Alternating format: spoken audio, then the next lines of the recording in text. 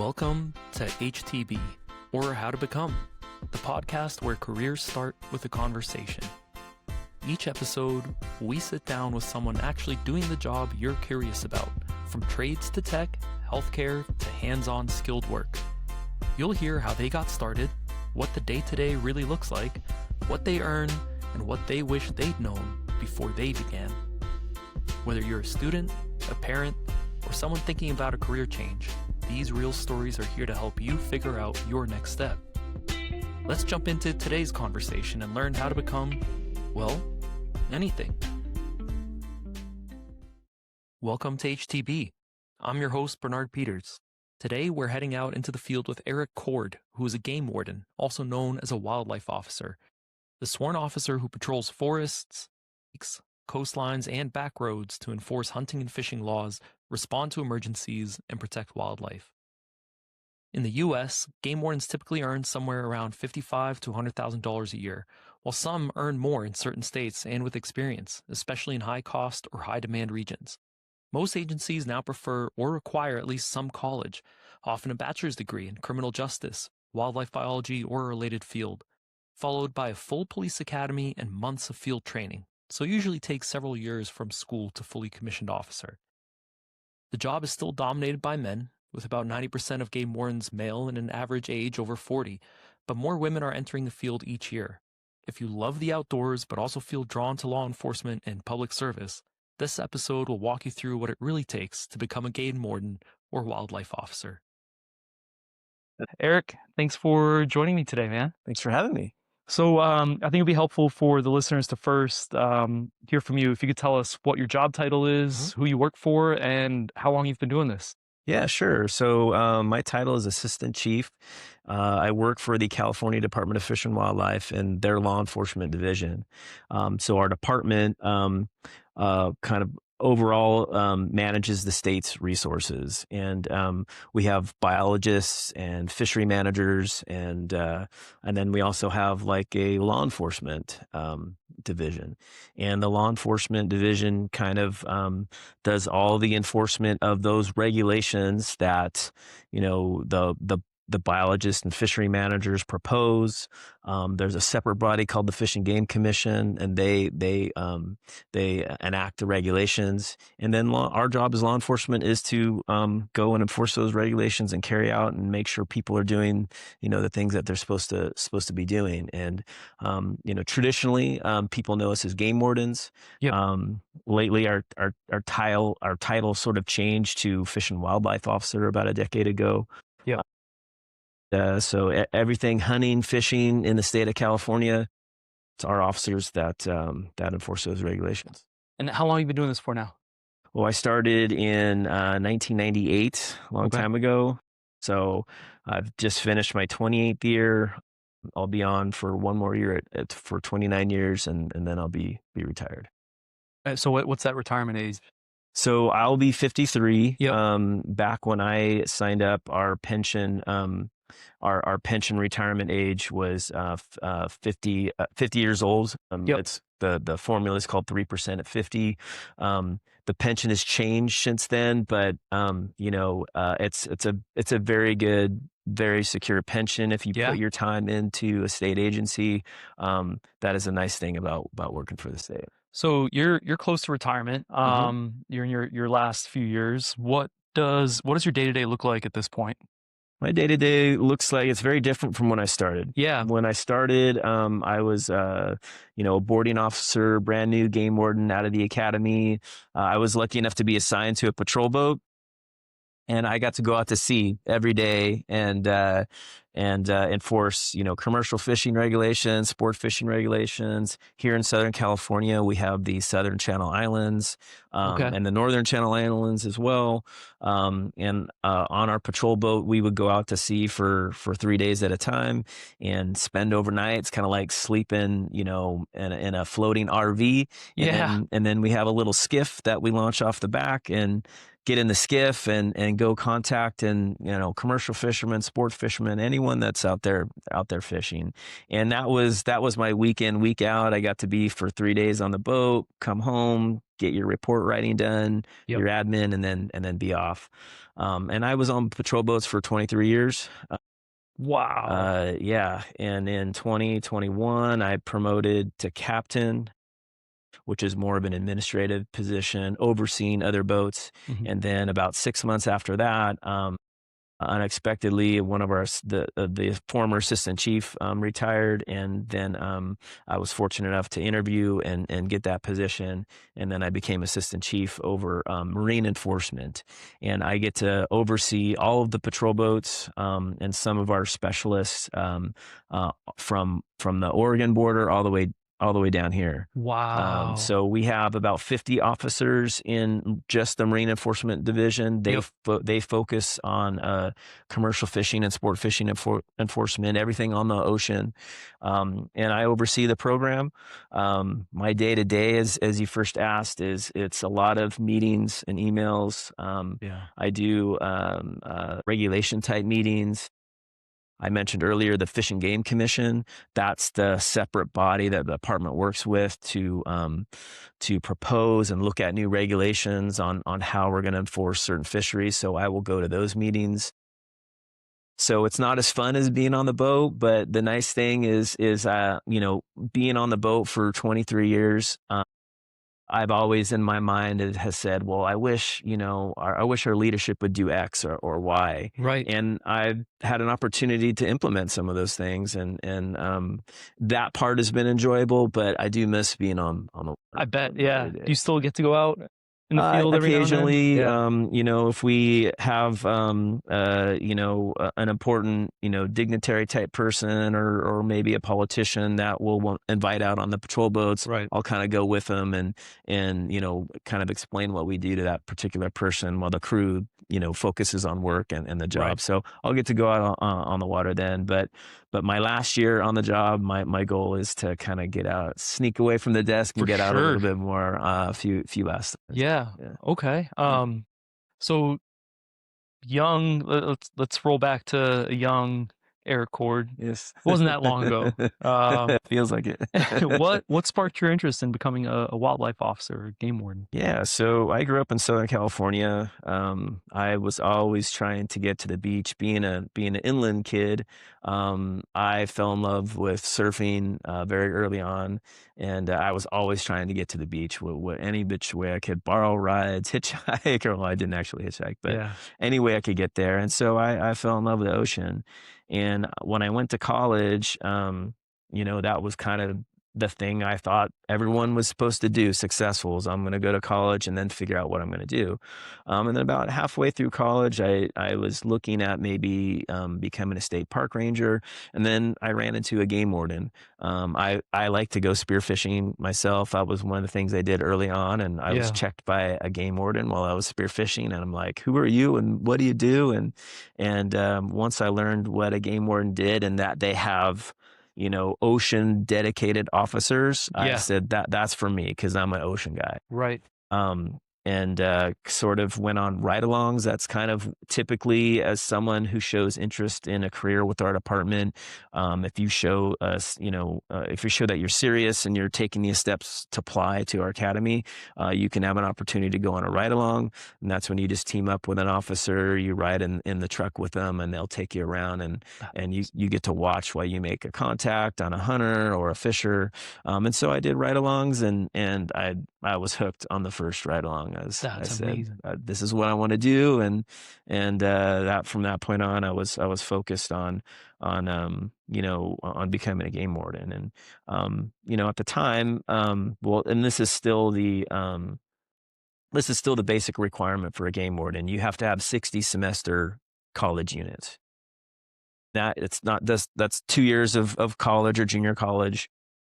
I didn't necessarily need to finish college, but, my parents were pretty insistent.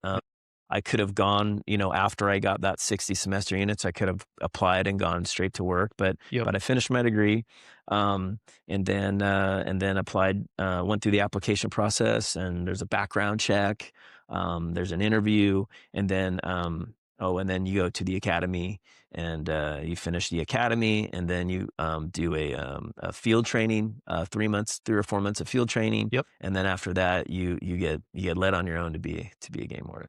That's fascinating. Yeah, Tell yeah. me about the academy. How long is the academy? Academy is about 6 months. Okay. We're a full post academy. That's peace officer standards and training in California. And just like any police academy, sheriff's academy, we have to cover certain topics, certain law enforcement topics that's mandated by the state of California. But plus, our academy is probably a little bit longer than most other police or sheriff academies, Mhm. because we have to cover those specific fish and game topics. We got to kind of Right. teach you how to be a game warden. So Yep. not only are you a full peace officer, game wardens can arrest anyone just like any police officer or sheriff's deputy. We have full peace officer authority, but we do need to learn all of the ins and outs of hunting and fishing regulations and whatnot. Are you getting paid while you're in the academy? Yes, so there are options to be self-sponsored in the academy, Mhm. but most folks do it to where they're hired by the department. They go through the academy, and you get like a base cadet salary Yep. in Okay. in the academy, which is nice. If you're living as cheaply as you can start saving money at that. Do you start contributing to a pension then already? Yes, That's yeah, amazing. yeah, Okay, yeah. so Yeah. I can imagine how good the compounding must be on that pension over time if you start right from the get-go as Yes. And then, a cadet. one of the things is you have the pension that's always going to be there, but we also, um, you know, give advice on young officers, start that 401k or that 457. Yeah, And if over, the next 30 years of your career, if you're putting a little bit away each month or so much every year, if you can max it out, if you yep. can, it's a nice chunk of change at Does the the end of state your career. contribute as well? Do they match some of the No, because they will contribute towards your pension. Yeah, They take so much out of your salary for your pension. The state takes also another amount. That's for your retirement. The 401k or 457 is outside of your pension okay. process. Yeah. And, uh, what does the retirement typically look like for wildlife officers? Are you done, or is it very much like military where they then take their pension as kind of like a base salary and then find another, like private contractor job or something else that's in DoD, Yeah. and earn another salary on top of it, kind of like a bonus? It's whatever you want to do. I mean, for me, I have a lot of hobbies and a lot Mm, of things that I like to do.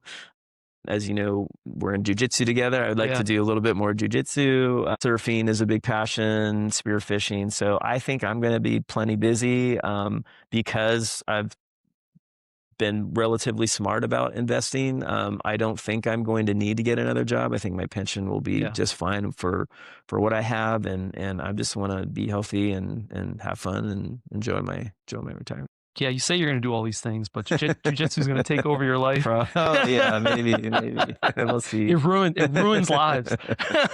We'll see. It's already eaten up a lot of my time. Yeah. Um, so, for the recruitment process, the academy, is there, one place in the state of California where everybody comes together, or do they have multiple locations for the academies? So the testing process, I mean, we're looking for officers statewide. We Yeah. have recruitment officers throughout the state, and their sole job is to find people that are interesting, brag about our job, Yeah. help those that are interested in becoming a game warden, and then it's just getting them to start the application process.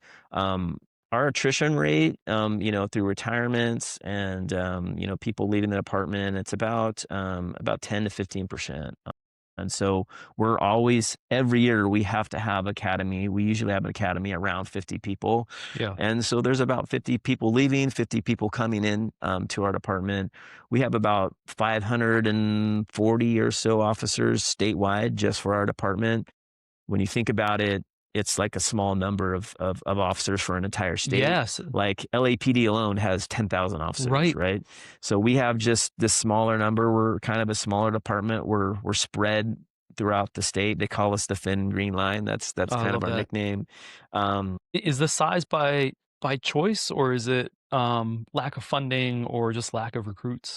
Or Probably just over the years, it's always been a low lack of positions and lack of funding, and we've slowly built up over yeah, the 28 years that I've been here. I think when I came on, we were in the high 300s, and it's taken that long to get those extra positions. So it's yeah, something every time the state goes through like a surplus year or a good year fiscally, those are the times to try to start adding those positions to the department. We've slowly done that through like a legislative process. But yeah, we could always use more. That's yep, always been identified.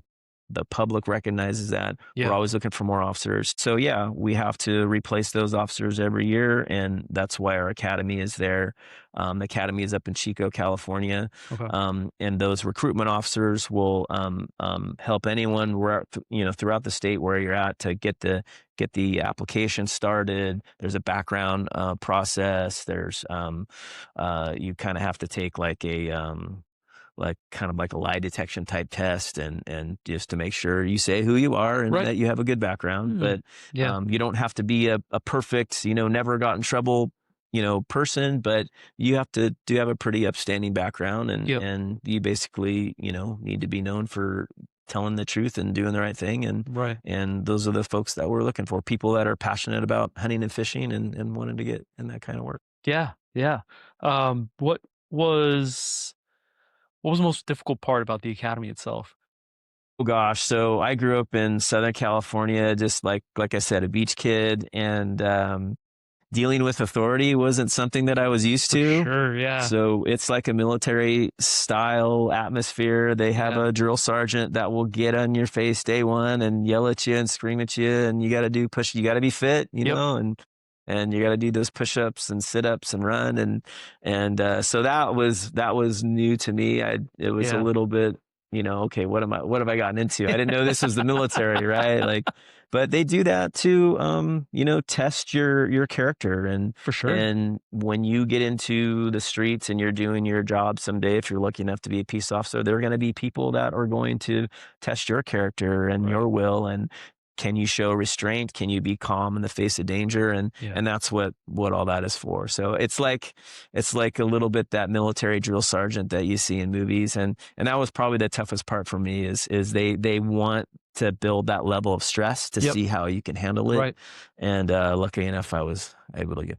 What advice would you have for other younger folks that are wanna go through the academy or going through it now? I would just try to do as much research as you can. Maybe if you can get a hold of videos of any police academy, look at how they go through their day with, the stresses of a drill sergeant. Maybe make sure you're physically fit.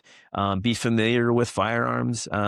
This job requires you to use and be proficient with a firearm and Yep, multiple types of firearms. right, We have long guns, we have pistols. Hopefully, you get that kind of a background, get to where maybe you can go to the range and either rent a gun or someone that has one and get to the range and start practicing being around that, yep, getting your sight picture down and knowing how to reload after you become empty. Those are all skills that they teach you at the academy, but if mhm. you can kind of be pre-prepared for that, you'll do much better. How often are you getting to the range these days? Oh, luckily we shoot quarterly. Yep, All our officers do arrest and control quarterly and shoot quarterly. For myself, that's promoted to assistant chief. We're only required to do it twice a year, yep. but I always try to keep No, going. absolutely. Yeah. I enjoy shooting. That's what I feel. What about PT tests? But there is PT minimum requirements. Like I said, you need to be able to run, a quarter mile in a certain amount of time. You have Yep, to do a swim test, and a speed and agility test. yep, You have to carry a certain amount of weight, a particular distance, like yep, simulating dragging a body. right, So you should be a physically fit person. You don't have to be an Olympic athlete, of course, but yep, you need to be in shape, and you should be someone who you know is into or cares about their physical fitness, wanting to have a strong core, and you should be resistance training, because those are all things that are going to help you throughout your career. Not only when you start off, but as you get older. As I've gotten older, I've learned that there's things that I have to do physically to maintain myself. So Yeah. I would encourage anyone that's thinking about going to the academy is just to make sure they're physically fit and ready to go if they're not already. Yeah. How much of a choice did you have to stay in San Diego? So that San Diego was my first choice. The nice thing about kind of the culture of Fish and Game when I started, or sorry, Fish and Wildlife now, Mhm. is that the dream game warden jobs were like the northern Eastern Sierra type game warden in the mountains, and Yep. everyone mostly wanted to be in those particular traditional game warden jobs, Yeah. and it was less desired to be like in a more urban area Right. on the ocean. So Right. I was from San Diego, and luckily most of the positions that were open when I went through the academy were Southern California, and I was lucky enough to get assigned to San Diego. They try to assign you. Um, you'll be given, hey, they'll ask you if towards the end of the academy, what are your top 3 locations, or Yeah. they show a list Yep. of the vacant positions, and they say list your top 3, Yeah. and they try to place you based on where you want to go or your top 3. Sometimes it doesn't work out, and you'll get put somewhere where you may not want to go, but there's always transfer opportunities down the line as positions open up. Right. All the positions are seniority based, so the longer you're on, the more seniority that you have, so you can put into a vacant position. Yeah. But yeah, most of the position openings are in Southern California usually. Yeah. Okay. And is it kind of like you graduate at in rank in your class, and Yes, the higher up you are in the graduating class by exactly, rank, the more exactly. likely it So is you'll get your first choice. absolutely, Yeah. at the higher ranked you are, the you have, I guess, first pick, Yep. and they Yep. go in order from there. So it's important to rank well in the academy. Yeah. So just because you made it to the academy doesn't mean the job's done. Okay. I love Yeah. that. And then, uh, how how much effort or work would it be if, let's say, your family wanted to move to another state, like let's say another coastal one. Let's say they wanted to move to Oregon, Hmm. or Washington, Hmm. or East Coast somewhere. Hmm. How difficult is that process? As if I wanted to be a game warden in another state. Yeah. Yeah, we've had a few officers do that over my career, and from what I've seen, we had one go to like North Carolina. I think we had another one go to Idaho. You basically have to go through that other agency's hiring process. Yep. Obviously, because you're a game warden in another state, that's gonna look very good for your application process. You'll probably get ranked very high. Yeah. But whatever their application process is or procedures, you just have to go through it. Your job experience is probably going to give you a leg up on other non-peace officers Right. that are applying. But it is possible. I would say because the pay for game wards in California is relatively high compared to other Yeah, states. but so is the cost of living. So is the cost of living. Yeah. The nicer thing about that is, as you go inland in Right. California, your cost of living is less. Yeah. But that's a very good point. It's been hard to get folks that are really want to be in my division, the Marine Enforcement Division, Mhm. because you kind of have to live near the coast, and Right. that's very expensive. So it's Right. hard for folks coming right out of the academy to find an affordable place to live and be on the coast. We do have policies um, that we can apply to folks can actually live a little bit more inland and commute to the coast. Because of the cost of living, we've been more lax about that policy and allowing people to live further inland. So, Yeah. we are getting more career people, game wardens that are interested in a career and staying on patrol boats because of that. And so that's been a move for the better for us. Yeah. Okay. And so if you did want to go to another state, Hmm. you don't have to like it's not like you have to take exams to get a new license or anything like that. You actually would have to go through their Okay. academy. Yeah, Yes. it's different Because laws. it's a different state. Yeah. California has their peace officer standards and training, and other states have their own peace officer Yep. standards and training. Okay. Would be easier to go to state if you were probably working for a federal agency like U.S. Fish and Wildlife, FBI, Right. ATF. It's easier to go from state to state because they're nation. Yeah. Yeah. What do the majority of recruits kind of start the bottom up, or are they coming from other industries or other states? Typically, I would say the majority of them are folks, younger folks that don't have a whole lot of job experience. Sometimes we get some older folks.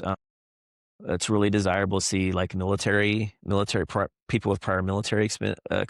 Those are desirable traits. We really like to see officers from other agencies that lateral to our agency. Yeah. So we commonly have like folks from state parks that will lateral over, or like we had a guy that I worked very close with. He was from San Diego PD and came over. We have what's called a lateral academy, kind of brings you up to speed with our fish and game specific topics. Yep. But they don't, because they're already peace officer in California, they don't have to go through the full academy. Right. But we're always looking for folks with that kind of law enforcement or military background. That's Makes sense. very beneficial for kind of work. Yeah.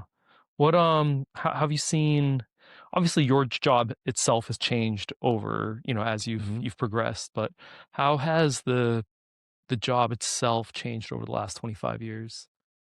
Oh, I would say, especially on the ocean, the marine related topics have become very political. And I say that in sometimes a good way and sometimes a bad way. Yeah. Our, our, our stakeholders and our NGOs and our fellow fishers and anglers, everyone is very passionate about, what goes on in the ocean. So sometimes you get groups that are, let's say, right now, one of our biggest issues is whale entanglements with fishing gear. Yep. And we have non-government entities that, have tried to sue the department because they feel that we're not doing enough to prevent whale entanglements out of fishing gear. Yep. And then we have the fishermen that are trying to make a living Right. with their traps that are going in the water. They don't want to entangle whales, but it's happening. But they also are trying to make a living. Their grandfathers have been doing this, and they're trying to do the same thing. So Yeah. So the political aspect is look, we all have to come into a room and figure out what the solutions are, and let's figure out what's going to work, what's not going to work. Let's get the ideas going. Let's get regulations to enact those ideas, and then we try them out.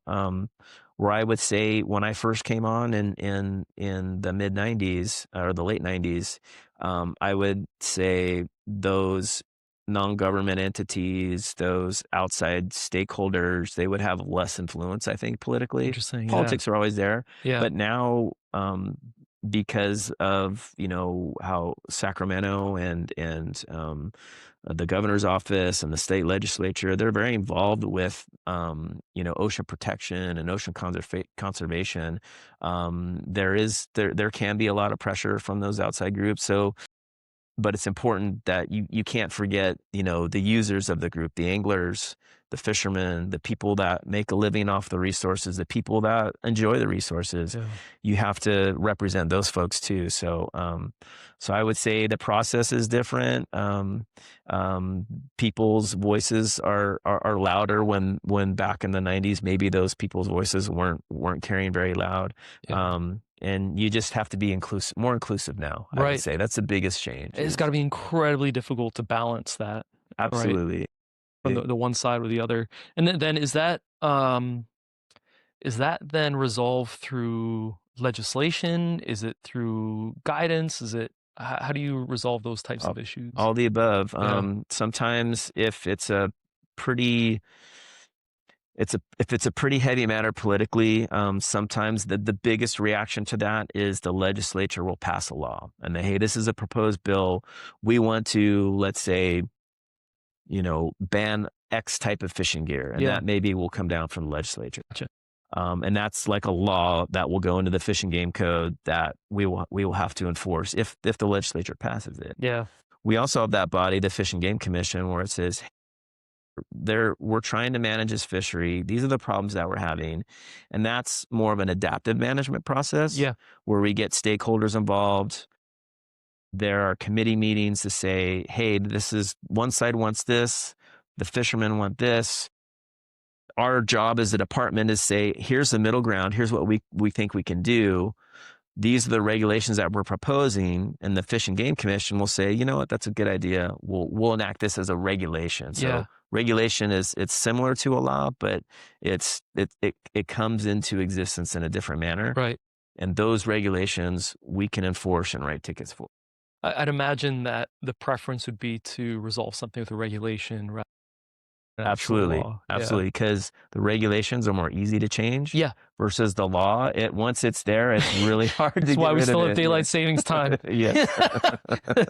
Exactly. No, the commission process is much more. Yeah. Okay. And so I'd imagine the level that you're at right now, you're involved in a lot of that. Yes. Yeah. Yeah, absolutely. That's great.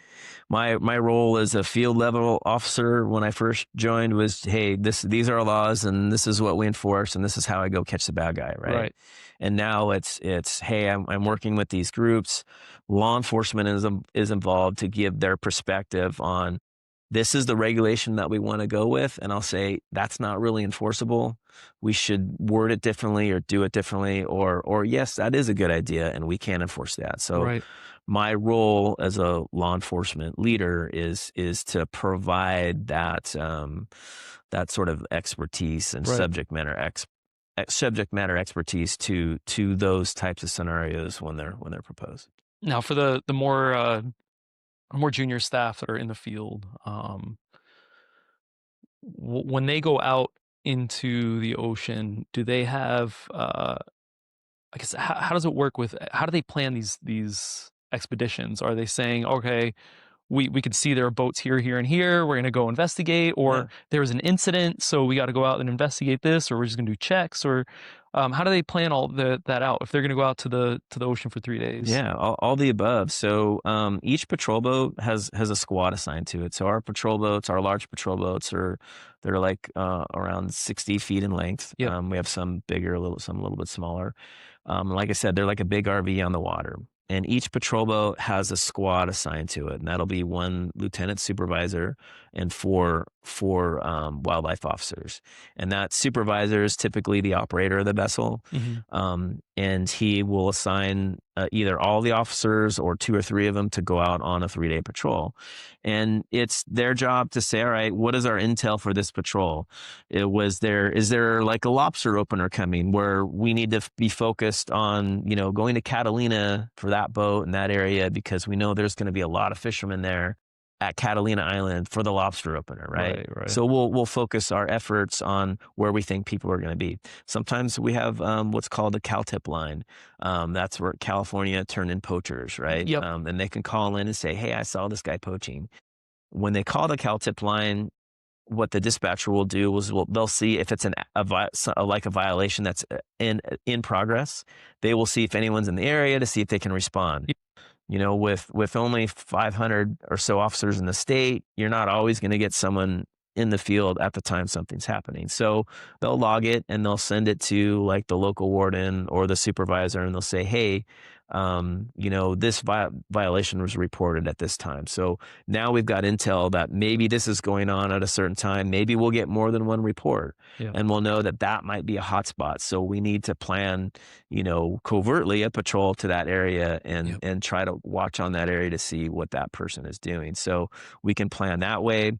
You also have to plan around weather. If there's a weather event, we're not getting out offshore. We also have pilots in Fish and Wildlife. So we have Warden pilots that will fixed wing, and they have our planes have like these observation noses. They're clear noses. Yeah. And we'll say, hey, we have a patrol tomorrow. Can you go fly these spots? go fly all the islands and give us a report back of what Yeah. boats are where. And they'll say, hey, there's like on some of the more further out islands, like San Clemente Island or San Nicolas Island, they'll say, hey, there's no boats there. Most of the boats were at Catalina. Yep. That way we can spend our time and fuel going to Catalina. Or like, hey, there's a bite going on at San Clemente Island. I saw 15 boats there. So we'll go spend the time to get out there because Right. we know it's worthwhile to get there. Yeah. Oh, that's super cool. So you could even be a pilot. Yes, And we have that option as a career. They're that's called awesome. Warden pilots. Yeah. You have to be, obviously, you have to have your pilot's license. Yep. You also have to have an engineering certificate to be able to work and work and fix planes, because we don't typically contract that work out. The pilots kind of have to keep up the maintenance. Yeah. So you kind of got to have both those, and that's also an opportunity. That's so cool. Super fun. Yeah, I bet. Those guys love doing their job. I bet. Yeah, guys Yeah. and gals. Yeah. Especially in SoCal.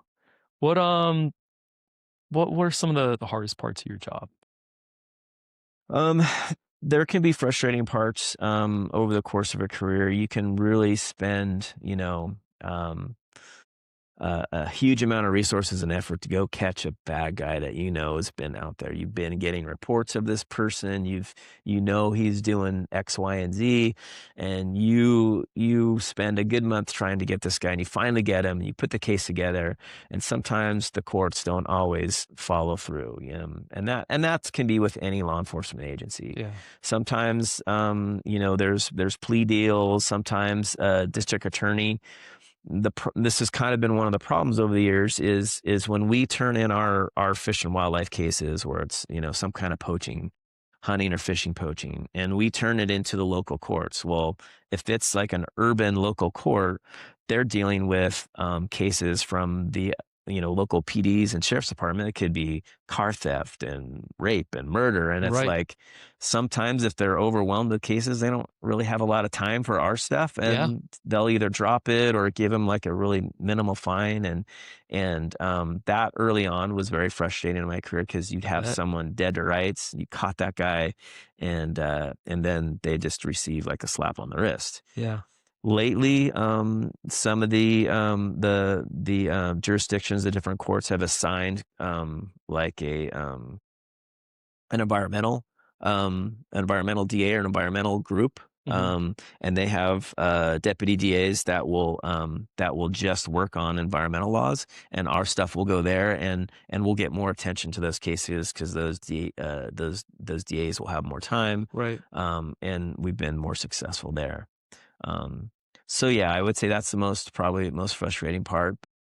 The nice thing is when you catch someone and not much of a punishment comes across, those poachers will come back Again. Yep. Yeah, you'll get them again. Yeah. Yeah. Oh, that's wild. Do you spend a lot of time working with other law enforcement agencies? We do occasionally. I would say probably for the Marine Enforcement District, we do work a lot with Coast Guard. We work a lot with NOAA, the National Oceanographic Atmospheric Administration. That's a lot of words there. But NOAA oversees the federally managed fisheries and National Marine Fisheries Service. They have agents that will team up with us to enforce some of the federal ocean regulations or federal fishery regulations. So we'll team up with those folks. Our local officers will team up with state parks. A lot of our game wardens that work in rural areas, you need to know the local sheriff deputies very well, because that could be your only backup. So that's right. Yeah. We'll team up with those officers. So there is absolutely a lot of opportunity for interagency work and collaboration. Do you guys ever end up like these situations like they overplay in the movies? Like, this is my jurisdiction, this is my case. Well, I mean, if we're out working stuff that's not typically game warden work, we should be working with the deputy or a police department to let it our policy typically is if it's non-fishing game, we're going to turn it over to another agency. If another agency says, hey, we don't have the person to do it, then we would follow through. And a good example of that is a drunk driver. Yep. We can be out and about working, an area where there's hunters are, and we see this guy driving his truck and he's drunk out of his mind. We're gonna pull him over. We're gonna do a field sobriety test. We're trained for that. Yeah. And we'll hook him up and take him to jail if we need. We will call the local PD or sheriffs to say, "Hey, this is what we got. Do you want it?" And if they're not busy, they'll be like, "Great, thank you, I'll take it." Right. And if they are busy, then basically you catch it, you clean it, Yeah. you go process and take the Yeah. guy to jail, and that happens quite often. What does the future of this job look like? Is it changing much? Do you see it changing much for the next 10 years? I mean, it's I would expect the same amount of change to occur over the period of time over my career. The important thing I think, for our department leaders is to stay relevant.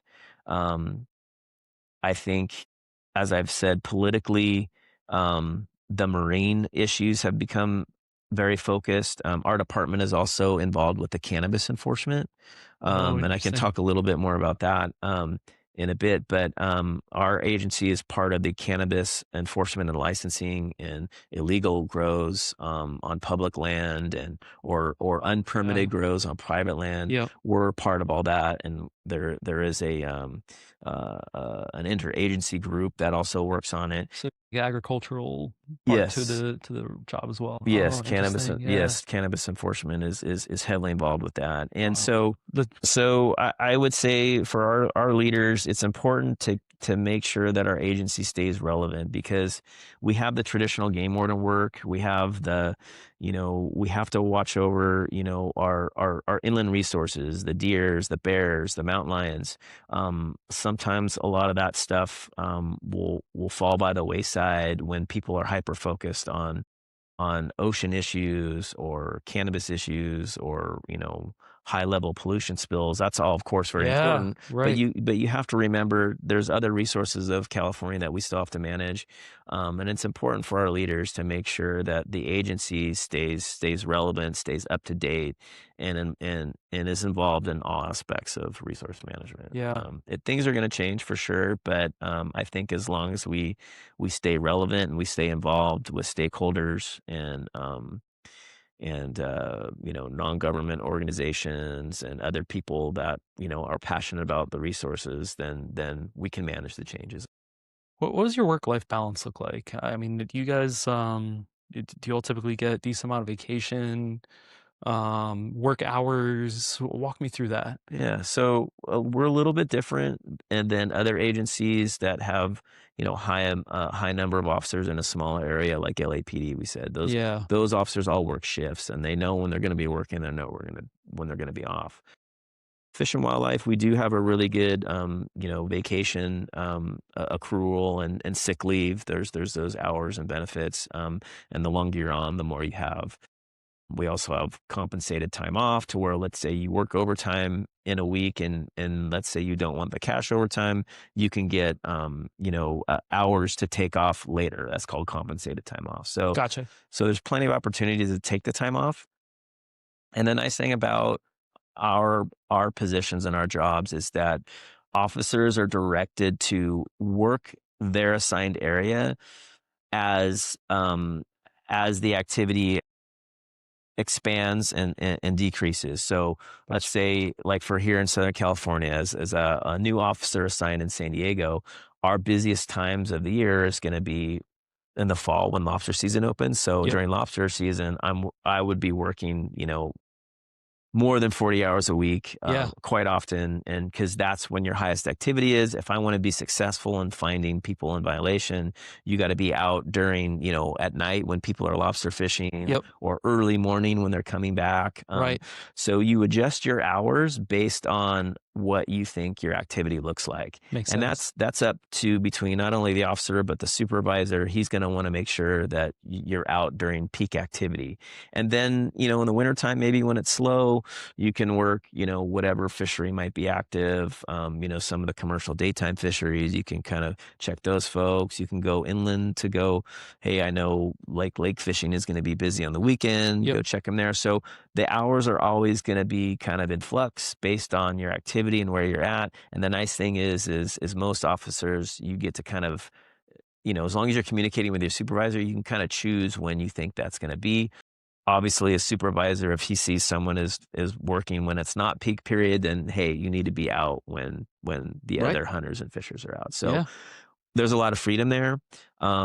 Because of that, I think you can have a really good work-life balance if your partner knows kind of what your schedule. Hey, I know, my spouse is going to be out at this time because it's going to be active, then you can kind of work around that to where, hey, I know he's going to be busy, so I need to pick up the kids from school. Or during periods where I know there's not any activity, I could go home, get off the uniform.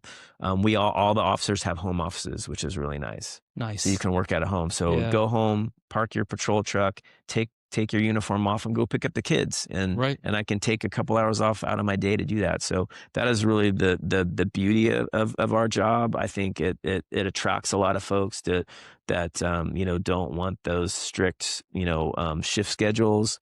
And to me, it's a fun part of our job is our schedule is very flexible. That's awesome. Yeah. I can imagine. Um, I can imagine that it can get quite competitive, the recruitment process. It just sounds like such a great job. What advice would you have for a young recruit or somebody looking to be recruited that's trying to get a leg up? Yeah. So I would first look at, what are the minimum qualifications? If you haven't, you do need your 60 Yep. semester college units. You don't have to have a degree. Yep. You just have to have those 60 semester college Does a units. degree help? A degree will actually, not necessarily for like an associate's degree or, junior college degree, but a 4-year degree will Yeah. get you more pay, Gotcha. get you a bump in pay. Okay. So, and that's something that you could get, like, let's say you wanted to start the job as soon as you can, you could try to go to school during off periods of time or, try to get your degree online and eventually get your 4-year degree. And then, You get the pay bump. you can get that pay bump. Yeah. Okay. That helps. But once, work towards getting the minimum qualifications, those 60 semester units need to be in a one of many different categories, like biology, any biologies, mathematics, criminal justice. There's a list on our website of what those college credits should be. Mhm.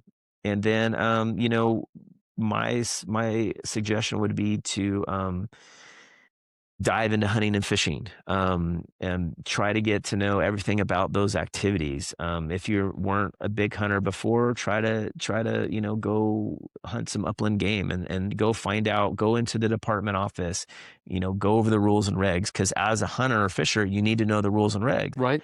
As a game warden, you need to know the rules and regs. So Right. that would get you that experience of not only learning the regs, learning, the culture, learning how the people are. You'll be learning to talk to other hunters and fishermen. So get involved in those activities. And I mean, what young person wouldn't want to get involved in That's those so activities? right. Yeah. Yeah. I think for somebody like you and me, it's like, why would you not want to Yes. do this, right? But Yes. there are definitely people and personalities that just don't this type of life doesn't appeal to them. Sure. Yeah. This Yeah. type of job But isn't for everyone. Some people would like the idea of being more of a traditional peace officer, yeah. and that's fine. We No, need this is those too. amazing. Right. Right. So what was the website that you mentioned that they should go to for? So it's the California Department of Fish and Wildlife, Yep. and we have a career opportunities Hmm. link. And then in there is a how to become a game warden link, Okay. and in there it'll link you up to the application process, the minimum qualifications. There'll be some phone numbers there for our recruitment officers. Yeah. I would encourage anyone to call a local office and say, "Hey, I'd like to be connected to a recruitment officer." That person can give them, verbally, what they need. Maybe they didn't catch everything on the website. And then once they're in the application process, they can sign up for a ride along A few and really ride-alongs. learn, Yeah. yes, really learn what the job is about. But yeah, get involved with hunting and fishing, start looking at the minimum qualifications, and then as you get those minimum qualifications, start the application process. If you don't get into the academy one year, you miss a deadline, like I said, we have an academy every year. You can Right. aim for that next year. So would you recommend they start this research process in high school already, or after they get their 60 college credits, or I, somewhere? I mean, if you're in high school and you're already involved in hunting and fishing, Yeah. I mean that's a step up. Yeah. I would, if I was in high school, I'd look at where am I going to go get those 60 Degrees. Yeah. semester units? Right. Where can I go complete that? And Right. it can be at a junior college, and go onto the website, learn or get the list of the subjects those units need to be in, so you're taking the right classes. Right. And it's a wide range of subjects that you can take. But yeah, start your plan that way, and then just try to get involved with, like I said, hunting and fishing. There's junior there's junior hunts, like pheasant hunts that they have. Yeah. Get on the website, see how you can get involved. Go on a charter trip. We have the biggest charter fleet here in San Diego, Right. and start going out with those folks and learn about the deckhand process and those deckhands and how they fillet fish, and they have to follow regulations when they fillet fish, and then you'll learn about the marine protected areas when you go Yeah. out to fish. Where are the areas that you can and can't fish, and also go into if you're starting to learn regulations and care about regulations, look at the Fish and Game Commission website. Go in; those meetings are held publicly. You can watch those meetings online Yeah. and start learning the topics that they're talking about at the commission, and what are the hot topics. What are all the hunters and fishermen concerned about right now? If you can get those topics, get familiar with those topics, and start to learn, like, hey, where's the department going? How are they going to manage this fishery or that fishery? That will Yeah. definitely give you a leg up with the knowledge base that you need to Yeah. be a game warden. Oh, that's great. Yeah. So, I mean, I feel like you've done a really good job of explaining, uh, you're showing your passion for this career. What what's the best part about your job? I'm approaching the end of the career, and I'm looking forward to retirement. But if I woke up 24 tomorrow, I would do it all over again. I'd sign Yeah. back up and start at entry level, and I would have to say that was probably my favorite time, was being the boarding officer, and just a young officer passionate about what I did, and feeling that I'm making a difference. I got to catch bad guys and bring those folks to justice. Yeah. And the nice thing about catching bad guys in our department is there's if it's a commercial fisherman, there's a process of where when they get caught, they go through an administrative hearing to where a judge and then eventually the Fish and Game Commission will revoke their license for life. Yeah. So if you caught a really bad person and they go through the administrative hearing and they're revoked for life, that guy's off the water for good. Right. And I've had a fisherman call me because he was getting robbed from another fisherman. We caught this guy and they removed him from the fishery, and he was in tears on the phone saying, "Thank you for getting rid of that guy." Yeah. So that to me I always felt like I was making a difference there, not only helping people, but you're helping animals, that don't have a voice of their own. You're out there protecting these fish and lobsters, and I catch someone with a short lobster or short fish that's still alive, and I get to throw it back in the water, and Right. it gets to live, and Yeah. maybe my grandkids someday are gonna benefit from that. Yeah. So that part has been great. I'm really happy I got to experience that, but also as being a manager now and overseeing the Marine Enforcement District, I'm really happy with some of the things that I've got to implement. I'm really happy that I get to represent the folks that are doing that work in the field now. Right. Very proud of those officers and the work that they do. So that part of it has been very satisfying. I love that. I think that's a perfect note to end on. So, Eric, thank you so much for taking the Yes. time, and appreciate you holding the thin green line for us. So, Thank you very yeah, and much. Thanks for good having luck me. in your last year. Yes. And are you gonna have a retirement ceremony? There won't be a ceremony, but Yeah. I'll have some sort of get together, sure. Awesome. And we'll do one here at Jiu-Jitsu. Yeah, we'll welcome You guys you. can all beat me up again. Thanks, Eric. I All really right. appreciate that. Thank you. Yes. Thanks, brother. Yeah. I hope you enjoyed that conversation with Eric as much as I did. I loved hearing how Eric got into the profession by running into a game warden while spearfishing, asking about the career, and getting to go on ride-alongs. What an amazing way to turn your passion into a career. It was also cool to catch Eric a year away from retirement, allowing him to look back and reflect on his career, saying how he'd do it all over again. If you're interested in becoming a game warden in California, go to the California Department of Fish and Wildlife website and click on career opportunities to find out more. If you enjoyed this podcast, give us a like and follow. You can also check out our website at htbpod.com to see a database of jobs we've interviewed for already. And if you feel like you have an interesting career and want to tell your own story on our podcast, just go to htbpod.com and submit the form. Thanks again, and see you next week.